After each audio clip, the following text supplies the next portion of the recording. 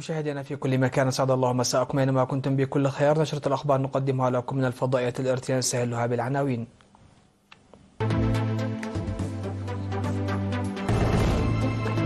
البلاد تحتفل بالأول من مايو اليوم العالمي للعمال.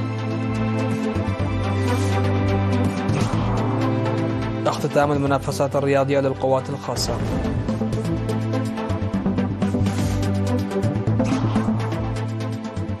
تدريب حول مكافحة البارلوس الأفريقي في مديرية ابن حيلي.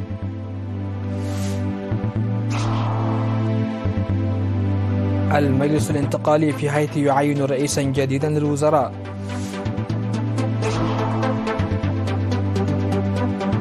شرطة نيويورك تتهم جامعة كولومبيا وتعتقل عشرات المؤيدين لغزة.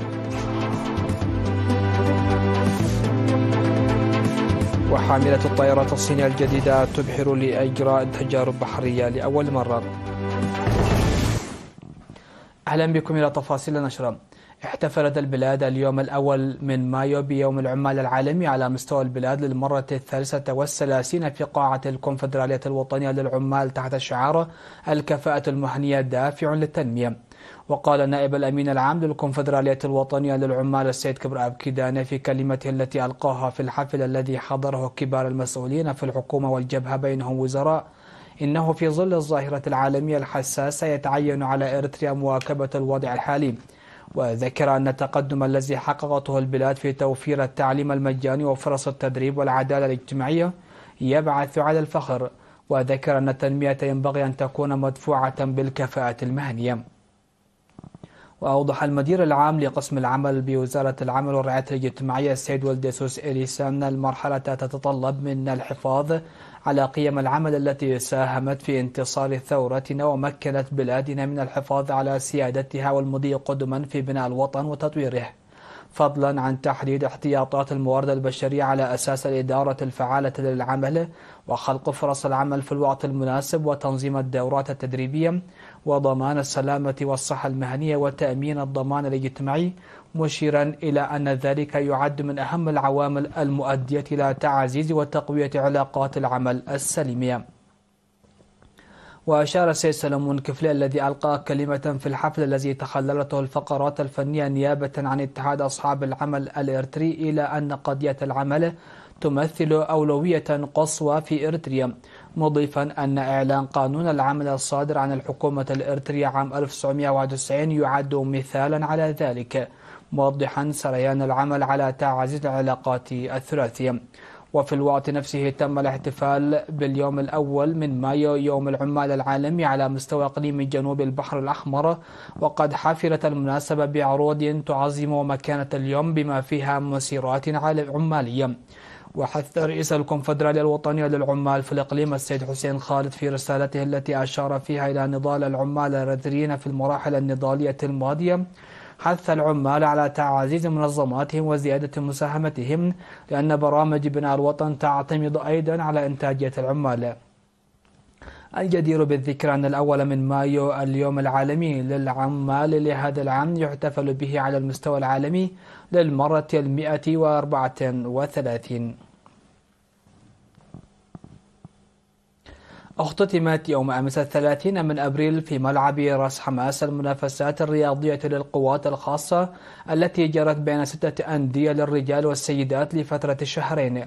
وحضر مراسم الاختتام القائد العام لهيئة قوات الدفاع الفريق فيليبوس والديوهانس، وقائد القوات الجوية اللواء التخلي هبت سلاسي، وقائد القوات الخاصة العميد حدش إفريم، وقائد هيئة أركان القوات الخاصة العميد فصم جبر هيوت، وكذلك حاكم إقليم شمال البحر الأحمر السيدة أسمرة أبراهام. وفي التقرير المعتضب الذي قدمه مسؤول هيئة الإرشاد والتوجيه المعنوي في القوات الخاصة المنازم داويد برهم، أشار إلى أن المنافسات الرياضية اشتملت على 5 مناشط رياضية جرت في جولتين بمنطقتي متكل أبيت وراس حماس، مشيدا بالمنافسة القوية التي أبداها المشاركون. وأوضح الفريق فيليبوس والديوهانس دور الشباب المبني جسديا وذهنيا في تحرير البلاد وحماية السيادة، وبما أن الشاب العمود الفقري للوطن وأملها الكبير، يفيد بأن ذلك يحمل مسؤولية كبيرة في بناء الوطن والمكافحة عنه. في الختام فاز فريق الجين في كافة المنافسات الرياضية، فيما توج فريق توكر في كافة المنافسات الثقافية والفنية. وحفلت المناسبة بالفقرات الفنية والثقافية التي قدمتها فرقة حرين الفنية.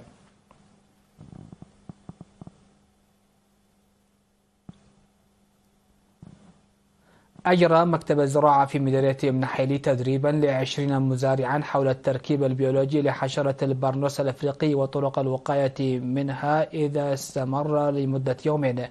وقال المتخصص في حماية المحاصيل الشاب بنيام عند برهان الذي قدم التدريب إنه يجب على المزارعين مراقبة حقولهم والقيام بدوريات جادة، حيث يهاجم البرنوس الذرة الشامية والأرز والذرة والبطاطس والقمح خلال موسم الجفاف، وذكرهم بأن لا يفرحوا بزوالها لأنه يمكن أن يحفر بسهولة في الأرض خلال موسم الأمطار. بدورهم دعا خبراء آخرون المزارعين الذين حضروا التدريب وهم يمثلون 10 قرى إلى الاستفادة المثلى والعمل الجاد قبل تفشي الحشرة المدمرة للمزارع. وحثت القائم بأعمال المديرية السيدة ترحس فقاد المتدربين على نقل المعرفة للمزارعين في مناطقهم وإجراء الدوريات المناسبة والمراقبة الجادة في حقولهم.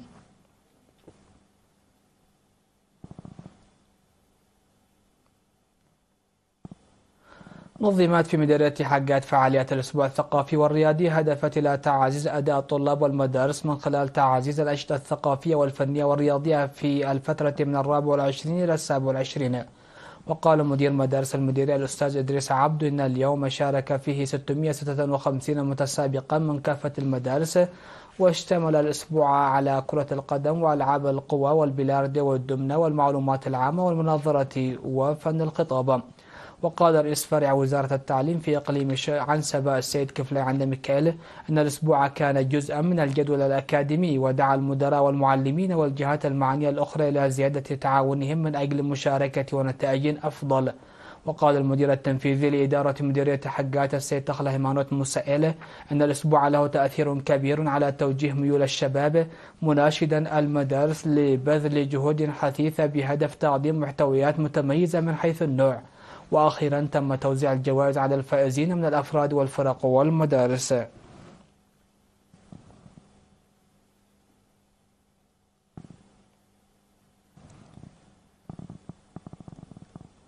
نظم مكتب التعليم في المديرية الشمالية الشرقية لوزارة التعليم تدريبا على الإدارة والقيادة ل50 مشرفا ومسؤولا تربويا ومديري المدارس ومسؤولي شؤون الطلاب وأعضاء مكتب التعليم في المديرية في 26 من أبريل. وقال رئيس المكتب الأستاذ سيدروس أبراهام إن الهدف من التدريب هو تعزيز قدرات المشاركين وإدخال أساليب عمل تتسم بالفعالية والكفاءة. توجد 14 مدرسة من الابتدائية إلى الثانوية تعمل تحت إشراف مكتب التعليم بالمديرية الشمالية الشرقية في الإقليم الأوسط.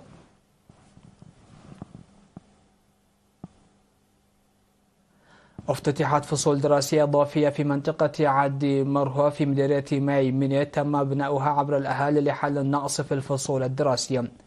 وتخدم المدرسة التي افتتحت في عام 2001 وبدأت الدراسة بحوالي 160 طالبا سكان منطقة عد مرهوة، بالإضافة إلى طلاب من مناطق عد قرقس وصرونا ودبر مريم. وفي حديثه بهذه المناسبة شكر مدير المديرية المقدم إبراهيم حيلة المبادرة، وأكد أنه سيتم تحديد أوجه القصور والمشاكل الحالية والبحث عن حلول. وقال القائم بأعمال مسؤول التعليم في المديرية الأستاذ بهتا والداي إن المبادرة ستكون بمثابة مثال للقرى الأخرى، وحث الآباء على مراقبة وتشجيع أداء أطفالهم. وفي الوقت نفسه يجري بناء 7 غرف بما في ذلك 5 فصول دراسية في منطقة قربت في مديرية حلحل بمبادرة من الأهالي. وقال الأستاذ ياسين محمد مدير المدرسة إن مدرسة قربت الابتدائية التي بدأت عملها في الخيام في العام الدراسي 2023-2024 خلقت ارتياحا لأولئك الذين لم يستطيعون بدء الدراسة في السن المناسب بسبب بعد المسافة. وقال أنه بمجرد اكتمال تلك الفصول سيساهم المبنى بشكل كبير في تعزيز المشاركة والكفاءة. مشاهدينا الأكارم، كانت هذه الأنباء على الصعيد المحلي. فاصل قصير ومن ثم نعود لمتابعة الأنباء على الصعيد العالمي.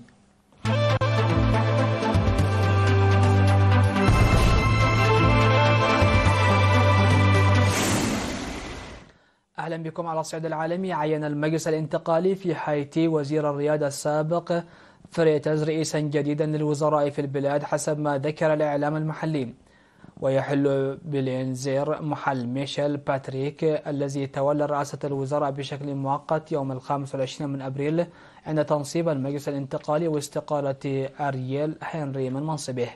وقد توصل أعضاء المجلس بالأغلبية إلى اتفاق على التعيينات دون الحاجة إلى عملية انتخابية في محاولة لاستعادة النظام الدستوري بسرعة في الدولة الكاريبية التي تعاني من عنف العصابات والاضطرابات السياسية والاجتماعية بحسب الإعلام المحلي. وتجدر الإشارة إلى أن المجلس المؤلف من 9 أعضاء من بينهم مراقبان يتولى قيادة البلاد نحو انتخابات جديدة في 2026. اقتحم شرطة مدينة نيويورك حرم جامعة كولومبيا واعتقلت عشرات الطلاب المتضامنين مع فلسطين. يأتي هذا في وقت تتواصل فيه المظاهرات والاعتصامات الرافدة للحرب الإسرائيلية على قطاع غزة في عدد من الجامعات الأمريكية، ويطالب الحراك الطلابي الذي يمتد لعشرات الجامعات بوقف الحرب على غزة والمقاطعة الاقتصادية والأكاديمية الإسرائيلية.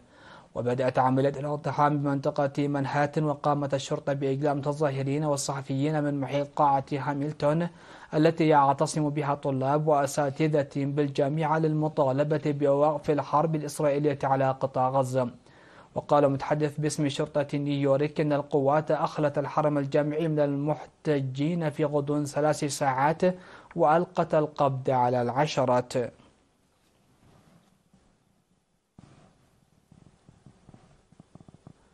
أبحرت حاملة الطائرات الصينية الثالثة فيجوان لإجراء تجارب بحرية لأول مرة، وغادرت حاملة الطائرات حود جيانغنان لبدء السفن في شنغهاي، وستختبر التجارب البحرية بشكل رئيسي واستقرار نظام الدفع والنظام الكهربائي لحاملة الطائرات.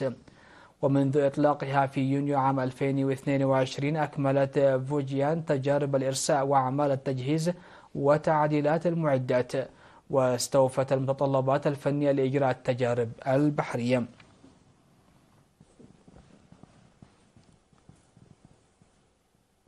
ختاما لنشرة هذا المساء، هذا تذكير بأهم وأبرز العناوين. البلاد تحتفل بالأول من مايو اليوم العالمي للعمال. اختتام المنافسات الرياضية للقوات الخاصة.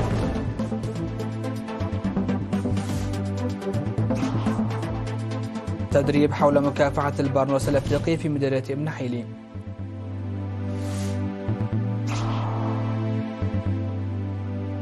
المجلس الانتقالي في هايتي يعين رئيسا جديدا للوزراء. شرطة نيويورك تقتحم جامعة كولومبيا وتعتقل عشرات المؤيدين لغزة. وحاملة الطائرات الصينية الجديدة تبحر لإجراء تجارب بحرية لأول مرة. مشاهدينا الأكارم، هكذا نكون قد وصلنا وإياكم إلى نهاية نشرة هذا المساء. هذه تحيات وتحيات الفريق العامل، شكرا لحسن الاستماع والمتابعة، ودمتم في أمان الله.